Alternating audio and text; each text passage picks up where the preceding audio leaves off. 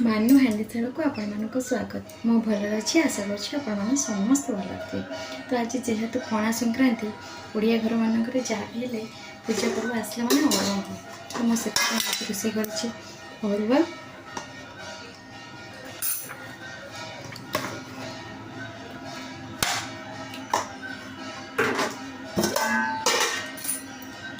भात सहित मटर तरकारी। छुआ मैंने मटर तरकारी भल पाते से मटर तरकारी करदे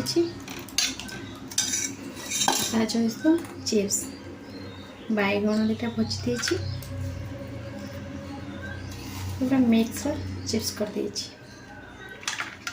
पकई आलू झुड़ंग आ कदली ताको पकईकी मिक्स भजी जो चिप्स करदे पिला भल मुझे खाईदेवी ता सहित गोटे पाक दीजिए कंचा लंका आ काकुड़ी आलू। मुझे या बनई आ बेस किसी बनई पारनी। आपण मैंने कौन बनई थे मत कमेंट निश्चय कहे।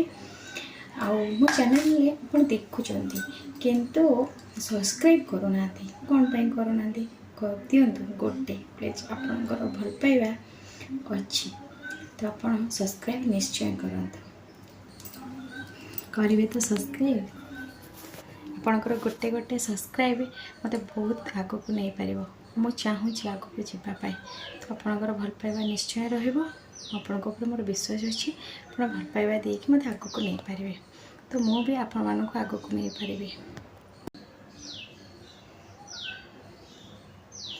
रही जय जगन्नाथ।